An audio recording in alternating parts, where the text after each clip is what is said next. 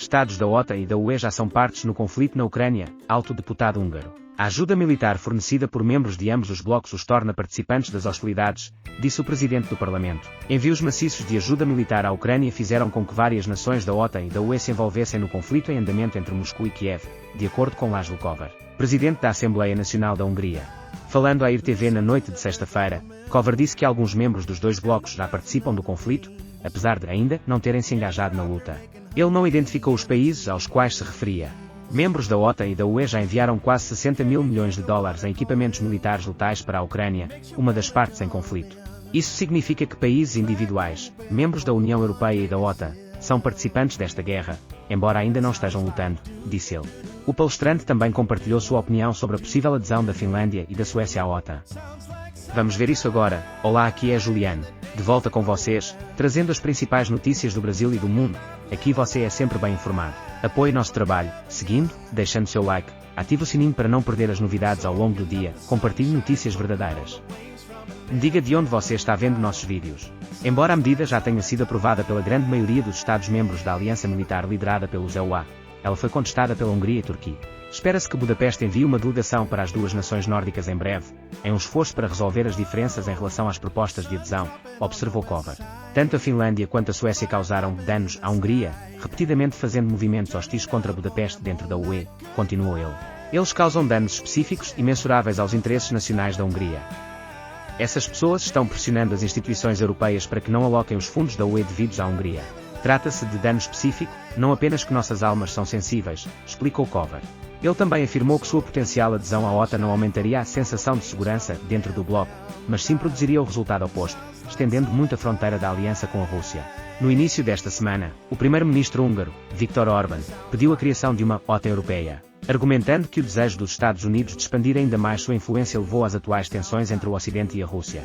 A UE precisa criar um bloco militar próprio para se livrar da influência americana e parar de fazer a vontade de Washington, sugeriu Orbán. A Hungria tem repetidamente pedido paz desde o início do conflito entre Moscou e Kiev, criticando tanto as sanções ocidentais impostas à Rússia quanto o fluxo contínuo de armas para a Ucrânia. Budapeste também foi a única nação da OTAN a expressar apoio ao plano de paz recentemente divulgado pela China para a Ucrânia. Israel não consegue encontrar pilotos para Netanyahu, mídia. Protestos generalizados sobre as reformas propostas significam que a El Al não pode embarcar no voo do primeiro-ministro para Roma. Biden pressionou líderes bálticos sobre a Rússia, WSJ. Funcionários das ex-repúblicas soviéticas estão preocupados com o fato de os EUA não compartilharem sua crença em uma vitória ucraniana. Zelensky em desacordo com o general superior, FOT. O comandante Zaluzny pediu a retirada de uma cidade-chave, mas o presidente recusou, informou o jornal. Está em curso um conflito interno entre o presidente ucraniano, Vladimir Zelensky, e o general Valery Zaluzny, comandante-em-chefe das Forças Armadas, segundo fontes governamentais citadas pelo Bild na segunda-feira. Pessoas de dentro de Kiev disseram ao tabloide alemão que o comandante militar pediu uma retirada de uma importante cidade de Donbas semanas atrás. Zaluzny aconselhou o presidente a abandonar Artyomovsk, conhecida como Bakhmut na Ucrânia, em vez de continuar defendendo-a enquanto as tropas russas ameaçavam tomar o controle da cidade, informou o jornal. No entanto, o líder ucraniano declarou a cidade uma fortaleza e se recusou a retirar as tropas. As forças russas fizeram avanços notáveis na luta por Artyomovsk este ano.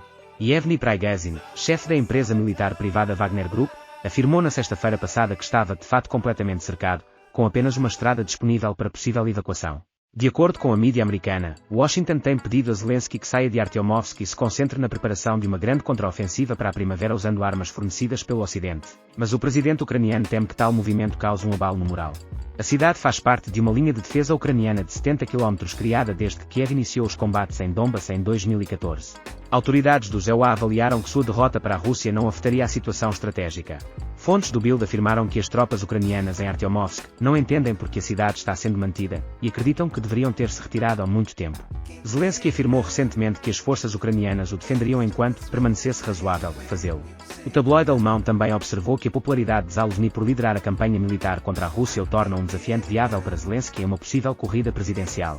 O general não anunciou publicamente qualquer ambição de concorrer ao cargo, mas rumores circulam na Ucrânia há meses sobre as preocupações de Zelensky sobre uma possível competição. O governo de Israel procurou encontrar outra companhia aérea para levar o primeiro-ministro Benjamin Netanyahu a Roma depois que a transportadora aérea nacional do país, El Al, não conseguiu encontrar pilotos ou comissários de bordo para a visita de Estado desta semana à Itália. O ministro dos Transportes, Miri Regev, pretende abrir licitações para outras companhias aéreas, como Arkia e Israel, depois que a El Al perdeu o prazo de 14 horas de domingo para confirmar o voo de quinta-feira, segundo a mídia israelense. A transportadora nacional não conseguiu encontrar nenhum piloto ou tripulação de cabine para se voluntariar para a missão em meio a protestos maciços no país sobre as reformas judiciais propostas pela coalizão governista, disse o Jerusalem Post. A El Al atribuiu a falta de pessoal à falta de pilotos qualificados para pilotar um Boeing 777, a aeronave solicitada pelo primeiro-ministro, entre outras razões.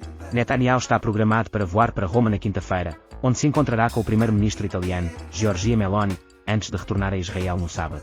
Meloni foi rápida em parabenizar Netanyahu quando ele ganhou a maioria nas eleições de Israel em novembro passado, retornando ao poder como primeiro-ministro após uma ausência de 18 meses. Ele planeja seguir sua viagem à Itália com uma visita à Alemanha na próxima semana. Todos, exceto 3, dos 40 pilotos reservas do 69º Esquadrão de Caça da Força Aérea de Israel anunciaram no domingo que não comparecerão a uma sessão de treinamento agendada para quarta-feira, em protesto contra as reformas judiciais propostas. Enquanto os protestos se arrastam o ano todo, Netanyahu disse no domingo que os organizadores são um grupo perigoso que quer incendiar a casa e criar o caos no país. A El Al, que depende de empréstimos e garantias de financiamento do governo, pode enfrentar medidas punitivas por não ter pessoal para a viagem de Netanyahu, disse Regev à emissora pública Kan. A companhia aérea disse mais tarde no domingo que carrega orgulhosamente a bandeira israelense e cuidará do voo de Netanyahu conforme programado. Mas o Jerusalem Post afirmou que ainda não havia encontrado um copiloto ou tripulação de cabine. Primeiro-ministro do Reino Unido lançará projeto de lei anti-asilo. A mudança faz parte da promessa de Rishi Sunak de combater a migração ilegal. O governo conservador de Rishi Sunak no Reino Unido deve anunciar uma nova lei que impediria às pessoas que entram no país em pequenos barcos de pedir asilo. A legislação, que será lançada esta semana, faz parte da promessa do governo de combater a migração ilegal. A migração ilegal não é justa para os contribuintes britânicos, não é justa para aqueles que vêm para cá legalmente e não é certo permitir que gangues criminosas continuem seu comércio imoral, disse Sunak em entrevista ao Mail on Sunday. Então, não se engane, se você vier aqui ilegalmente, não poderá ficar. Intitulada provisoriamente como Projeto de Lei de Migração Ilegal, a nova lei buscará fazer pedidos de asilo por pessoas que entram no país com o uso de pequenas embarcações inadmissíveis pela lei britânica. Esses migrantes seriam removidos do Reino Unido assim que razoavelmente possível para Ruanda ou para um terceiro país seguro. Os requerentes de asilo que violarem a lei também serão proibidos de retornar ao Reino Unido. O Reino Unido e Ruanda concordaram com um acordo de parceria de asilo de 5 anos em 2022, segundo o qual os requerentes de asilo poderão solicitar asilo no país africano. No entanto, as tentativas do governo do Reino Unido de deportar pessoas para Ruanda até agora foram bloqueadas pelos tribunais. Ativistas de direitos humanos também criticaram fortemente o plano. Os requerentes de asilo que procuram entrar no Reino Unido têm direitos protegidos pela Convenção da ONU sobre Refugiados e pela Convenção Europeia dos Direitos Humanos. O projeto de lei de migração ilegal terá uma quebra de direitos, que efetivamente contornaria a Convenção de Refugiados da ONU, de acordo com o Mail on Sunday. Os críticos da legislação dizem que a lei não impedirá a entrada ilegal, mas, em vez disso, resultará na detenção de milhares de requerentes de asilo com grandes despesas para o contribuinte do Reino Unido. É impraticável, caro e não vai parar os barcos, disse Enver Solomon, do Conselho de Refugiados. No ano passado, cerca de 45.755 migrantes cruzaram o Canal da Mancha para a Grã-Bretanha, de acordo com estatísticas do governo. É o número mais alto desde que os registros começaram a ser mantidos em 2018. O Home Office do Reino Unido diz que 2.950 fizeram a travessia até agora em 2023, com migrantes chegando de vários países, incluindo Albânia, Irã, Iraque, Afeganistão e Síria. O presidente dos EUA, Joe Biden, pressionou os líderes das nações bálticas sobre seus apelos para que a Rússia fosse derrotada na Ucrânia, disse uma fonte informada ao Wall Street Journal. Vamos ver isso agora. Olá, aqui é Juliano. De volta com vocês, trazendo as principais notícias do Brasil e do mundo. Aqui você é sempre bem informado. Apoie nosso trabalho, seguindo, deixando seu like, ative o sininho para não perder as novidades ao longo do dia, compartilhe notícias verdadeiras. Me diga de onde você está vendo nossos vídeos. Biden levantou a questão com os presidentes da Letónia, Lituânia e Estonia durante sua visita à capital da Polónia, Varsóvia, no final de fevereiro, informou o veículo na sexta-feira, citando uma pessoa informada sobre as conversas. A fonte não revelou exatamente o que o presidente do EUA disse, mas observou que as palavras de Biden deixaram dúvidas entre as autoridades sobre se Washington acreditava que a vitória da Ucrânia no campo de batalha era uma meta realista. Em seu artigo, o WSJ apontou para preocupações entre os aliados de Kiev na Europa Oriental sobre o pensamento emergente nas capitais ocidentais de que a Ucrânia deveria se preparar em algum estágio para negociações com o Kremlin. Durante sua viagem à Polónia, Biden, juntamente com o secretário-geral da OTAN, Jens Stoltenberg,